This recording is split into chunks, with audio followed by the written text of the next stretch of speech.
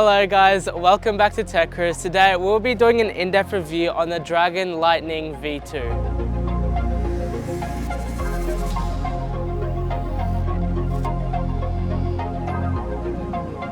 Alrighty, let's start on the specs. We have dual 2000 watt motors. We have a 36 amp hour battery. This scooter does come with two battery options.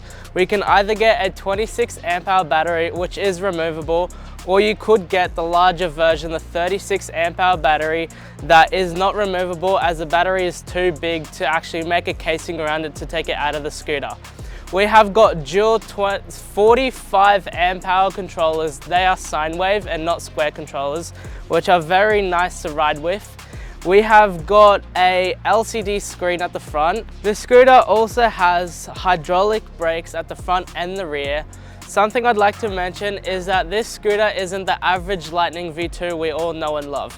This is the upgraded version that comes with bigger motors, a bigger battery, and a steering dampener that really makes a massive difference when riding this scooter. Another thing that has changed in the 2024 version is the screen. The screen size has been minimalized by quite a bit, and now it's also got piece settings where you can change different settings of the scooter and how it rides.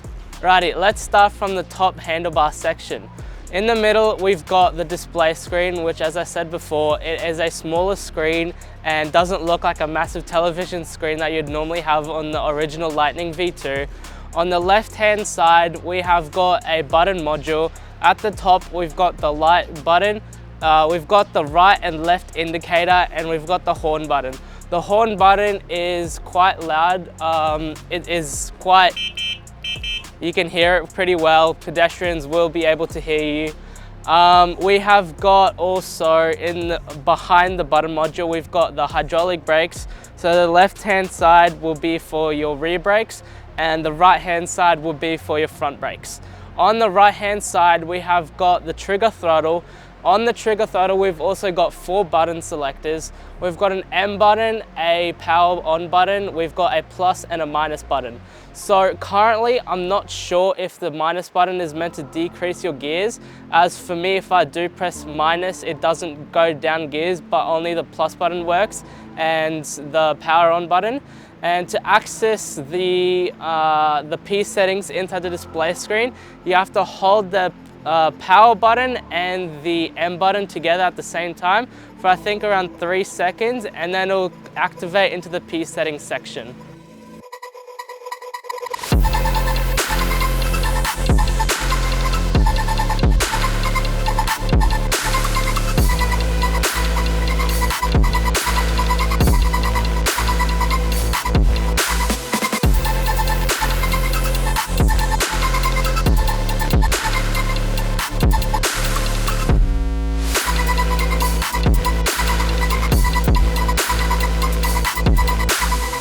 Going down, we've got a key start ignition instead of an NFC card. So this is, it's really more like what you prefer. NFC cards are good, but these key ignitions are also great. We've also got the red latch next to the key that you can latch when folding down the scooter. Going further down, we've got this nice silver writing saying Lightning V2. We have got a latch system for the folding mechanism. You pull open the latch, pull that up, and it can nicely fold down using the red latch at the back, just like so, and lift it up.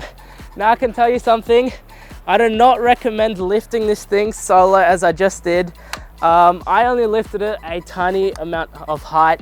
This scooter weighs 43 kilograms, which is insanely heavy for a scooter.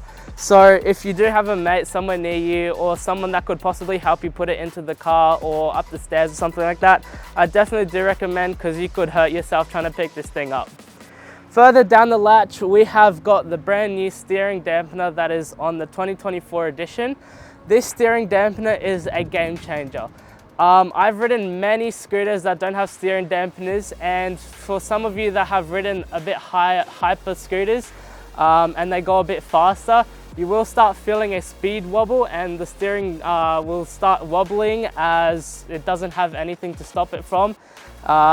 Some motorcycle people might know what a speed wobble is, or a death wobble, as it can really cause a pretty big accident. So this is also adjustable with this golden knob at the right hand side of the steering dampener. So we can adjust it from being tighter or looser. So for example, if you're riding more like paths and commuters, you can loosen it so it's a lot easier to turn. But then if you have more straighter paths and don't have many turns, tight turns and stuff like that, you can obviously tighten it, and it's very comfortable to ride. So after the steering dampener, we have got the C-shaped suspension.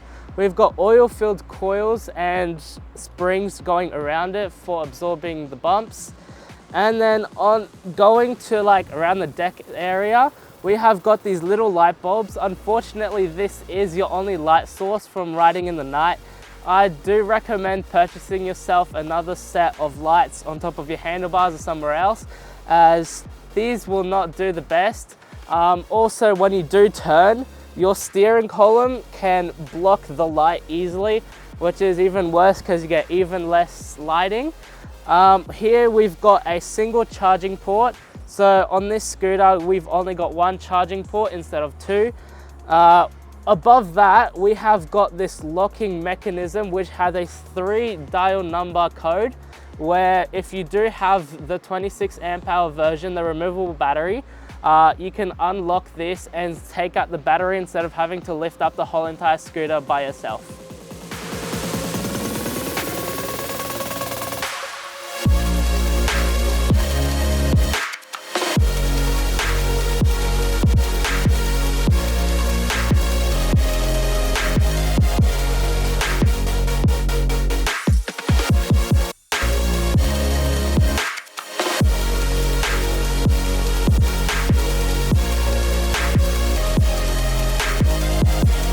On the side of the scooter, we have got these nice blue ambient lighting that goes on the side of the deck.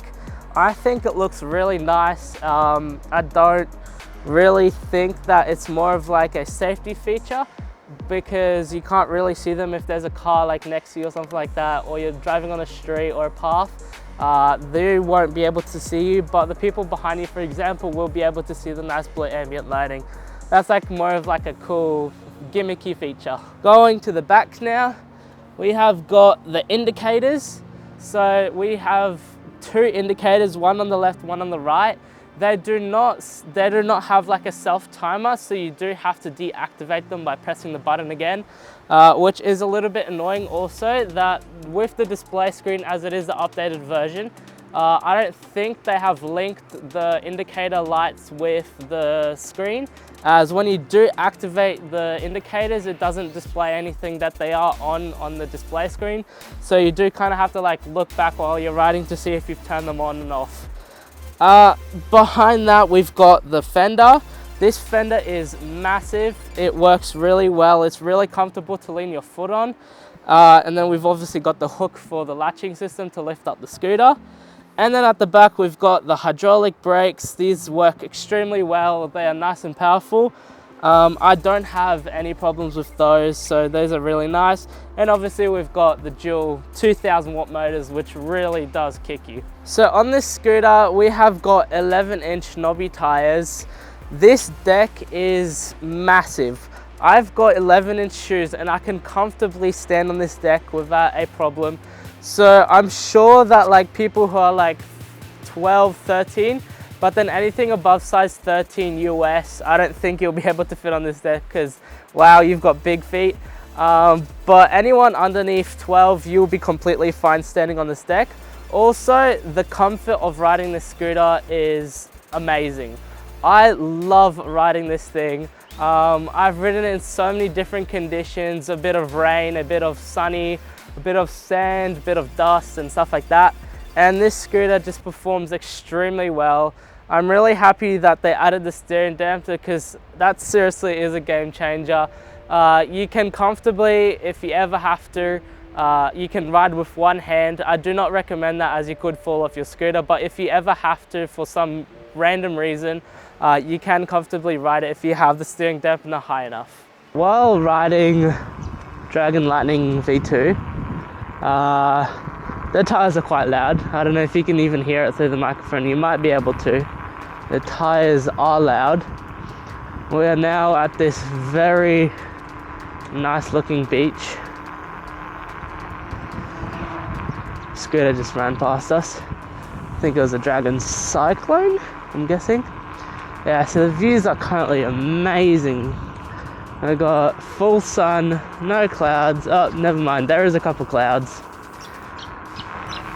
The ride is very nice though. We're riding on the new path near Point Carwick. And this is brand new laid concrete and everything else looks really nice. We've got so much open area now as they removed a bit of the trees around. Now we're about to get to the nice decking, as you will see. Very nice.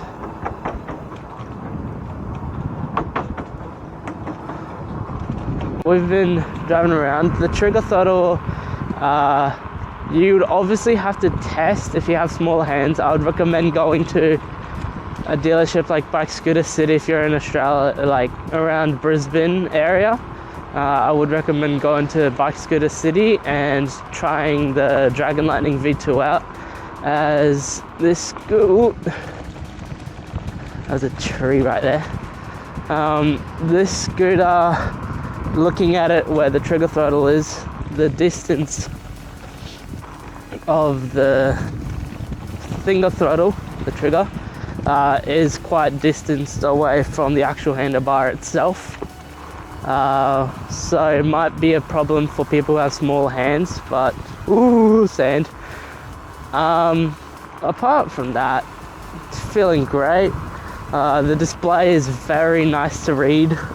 We've got the assistant, so telling us what level of gear we are on. So there's gear 1, gear 2, gear 3. So we can select different speed modes. So each speed mode limits out on different sets of speeds. I'm gonna go around here. Try not to get hit by a surfboard. Yeah, so what was I talking about? Yeah, the screen.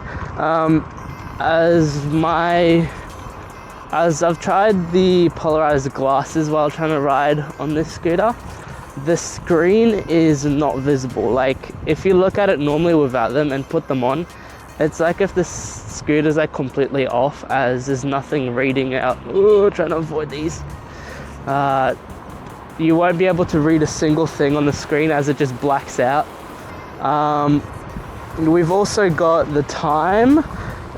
Using the power button we can switch, so we've got time, our trip, our odometer, and our voltage, which is very useful as not many scooters that do come with battery bars, they're not the most accurate thing to trust.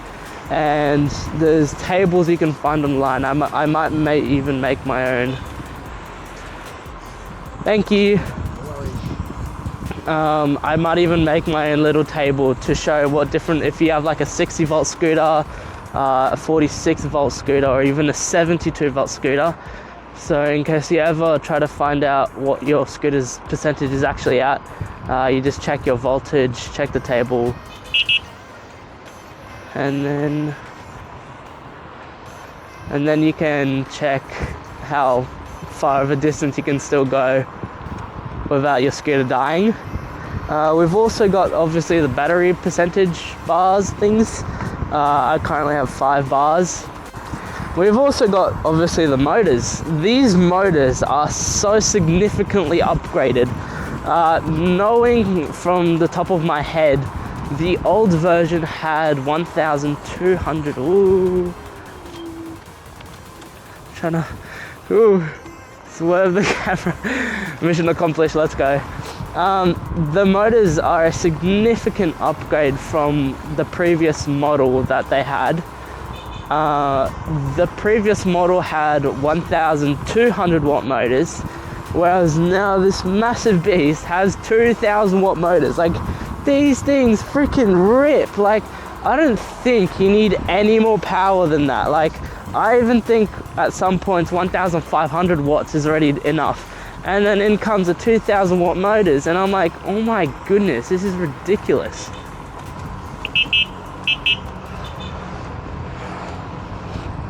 Trying to avoid the trees.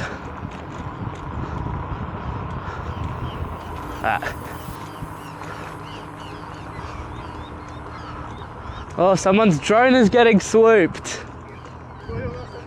Yep. Oh no. That drone is getting harassed. Oh, that's funny. I feel bad for that drone. We were just recording, and our drone was also being swooped, but we only had one magpie. Now they have two on them. Thank you.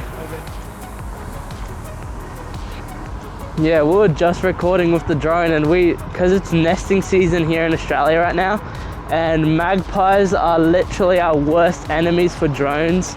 They attack them till they're tired. The best way, I guess, to avoid them is just flooring the drone all the way up to as high as you can till the magpie gives up, and then it just drops down, glides all the way down until it's tired, as you can't physically get rid of them. Magpies, people say, oh, kangaroos are so cool. Australia has all these great things, but there is some negatives. We've got massive spiders, massive insects, which are true. Some people say that, oh, there's not many big, but here in Queensland, which is a bit more to the top of Australia, we definitely do have some bigger sized insects. Thank you.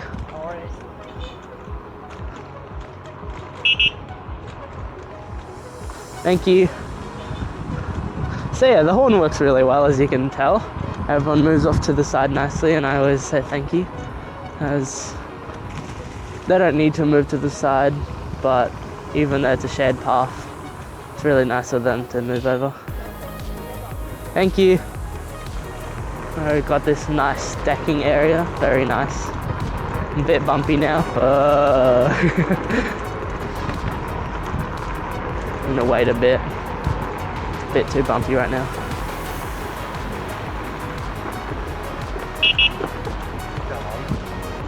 Thank you. Got the nice beach on the right side. Very good looking. The cool things about Australia, we've got amazing beaches. Now we will go down a massive hill. We'll see how the suspension feels on a bit of off-road. Probably camera's going to be a bit shaky. And we're going down. Region braking. Oh, there's a race up the hill.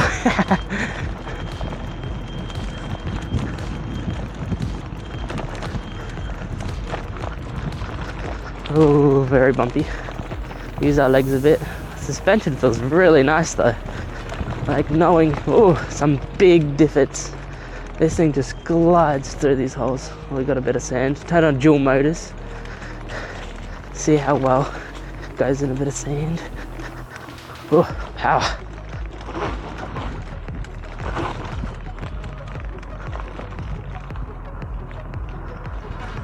Very nice and strong. Enjoyable. Suspension felt great. Tires were nice and grippy. Region braking was great as well. That's a really cool part about the scooter, is that it's got region braking. So instead of using the friction of the brakes to just disperse heat, it also sends energy into the battery. It may not give you so much power into the battery, like you can't expect it to fully recharge a scooter from just region braking, but like it'll just charge it up a little bit. Let's talk about some cons about the scooter. First of all, if you wear polarized glasses with your helmet, you will not be able to read the display screen at all. Because of the polarizing lenses, I don't know how all of this scientific stuff works, but you can't physically read the display screen at all. But if you don't have any glasses, or for example, like I wear my goggles on my helmet, the display screen is really nice. I really enjoy looking at it. It's probably one of the best designed screens in my opinion that I've seen so far. The little animations and all this cool fidgety stuff that does on the screen, it just looks really cool and I really enjoy looking at it. Another con is obviously the front lights. They are, let's just say, horrific. I don't like them. The scooter did have an opportunity to put better lights on it as it is a 2024 version. Still not sure why they didn't put a bigger light, maybe like at the top of the stem, at the bottom of the stem, maybe even on the handlebars. They definitely had the opportunity to change that. Hopefully they do change that in the future, as that really is one of the big negatives on this scooter, as if you ever get caught riding in the night, you physically can't see anything.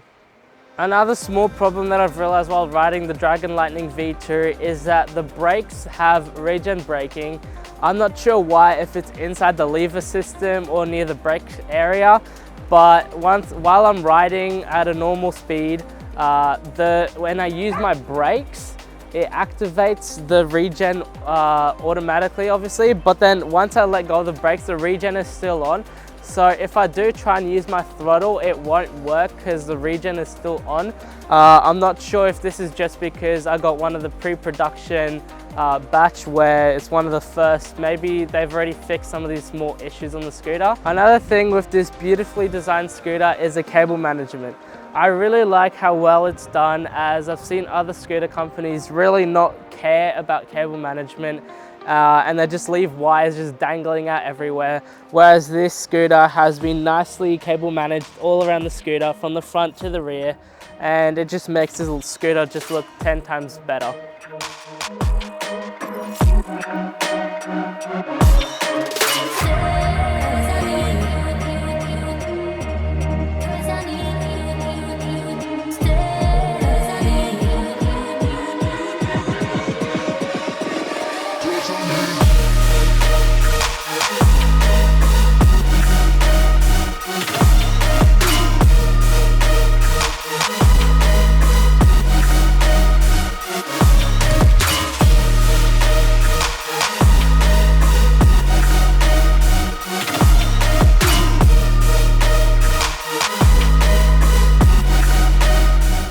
A small gimmicky feature that they could add to this scooter is make the button module of the left-hand side light up, as if you do ride in the dark or in the nighttime, you can't physically read these buttons unless you've already memorized with your fingers of the patterns of where everything is. It would be great to have this little module to light up a bit. Another great feature, or not feature, but like what they've done, is the low center of gravity. It really does ride extremely well, and because of how high the clearance is, you wouldn't expect the best center of gravity, as obviously you're so high up, and adding onto the massive 11-inch tires, it adds you even higher up. So I feel like it's really good to have a high clearance, because you can go over like curbs and stuff like that without having to worry about bottoming out on the deck and scratching the bottom, as I feel like it's high enough to actually go over the curb. And with these 11-inch tires, I don't care about potholes anymore, as because these tires are so big, they can't physically get stuck unless it's like a good, decently sized hole. You could easily just ride over it and not really care, because A, the suspension will soften it, and because you've got such big tires, they'll just casually just cruise over the little pothole. Thank you guys so much for watching this video. I really hope you guys enjoyed it and I taught you something new about the Dragon Lightning V2. Please like and subscribe, as that could help me involve my channel and I can inform more people about these great scooters. And as always, ride safe and keep exploring.